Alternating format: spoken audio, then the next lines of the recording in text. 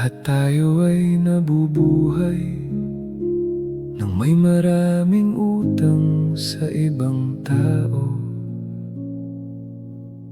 Subalit mayroong isang natatanging utang na hindi natin kailanman ganap na mababayaran. Kahit pagugulin natin ang buong buhay natin sa pagsisikap na bayaran ito. Ito ay ang utang ng pag-ibig na tinanggap natin mula sa Panginoon. Ang salita ng Diyos para sa atin ngayon. Huwag kayong magkakautang ng anuman sa kanino man, maliban sa mag-ibigan sa isa't isa. Sapagkat ang umiibig sa kapwa ay nakatupad na sa kautusan. Sa sarili nating lakas at kakayahan, imposibleng magpatawad at umibig ng tapat sa isang tao. Ngunit kapag napagtanto natin ang malalim na una tayong nakatanggap ng hindi mabilang at napakalaking pag-ibig, ang banayad na pag-ibig na iyon ay likas na magsisimulang umapaw mula sa kaibuturan ng ating mga puso. Ngayong araw, isantabi muna natin sandali ang mga kalkulasyon ng mundo at tahimik nating hayaang umagos sa pamamagitan natin ang kanyang malalim na pag-ibig.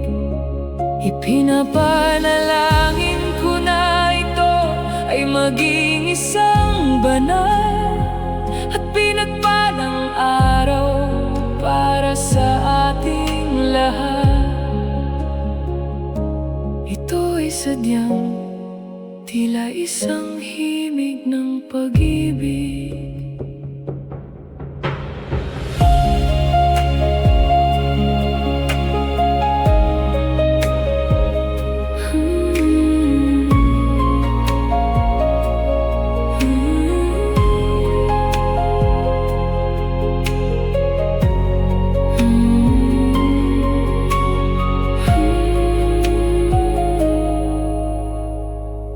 Lahat tayo ay nabubuhay nang may maraming utang sa ibang tao.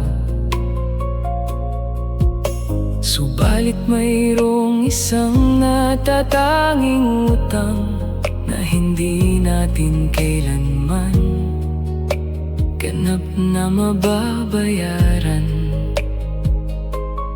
Kahit pagugulin natin ang buong buhay natin sa pagsisikap na bayaran ito. Ito ay ang utang ng pag-ibig na tinanggap natin mula sa Panginoon. Huwag kayong magkakautang ng anuman sa kanino man, maliban sa mag-ibigan sa isa't isa.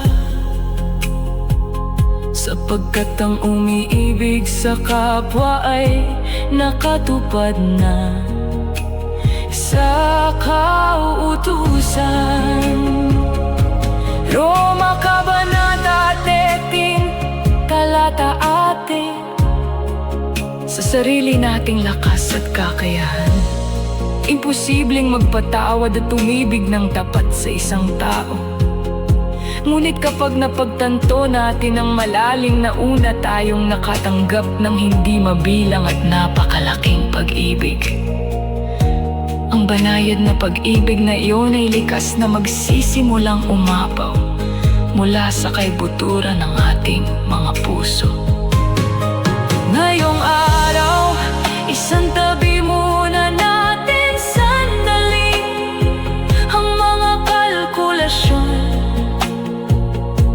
ng mundo, at tahimik nating hayaang umagos sa pamamagitan natin ang kanyang malalim na pag-ibig. Ipinapanalangin ko na ito ay maging isang banal at pinagpalang araw para sa ating lahat. Ito ay sadyang tila isang himig ng pag-ibig. Ngayong umaga, sinisimulan natin ang ating araw sa katahimikan, habang nagninilay sa pag-ibig ng Panginoon. Kung ang malalim at tapat na pagninilay na ito ay nagdala ng init at kapayapaan sa iyong kaluluwa, mangyaring ibahagi ang liwanag ng Ebanghelyo sa pamamagitan ng pag-subscribe at pag-iwan ng thumbs up. Pagpalain kayo ng Diyos.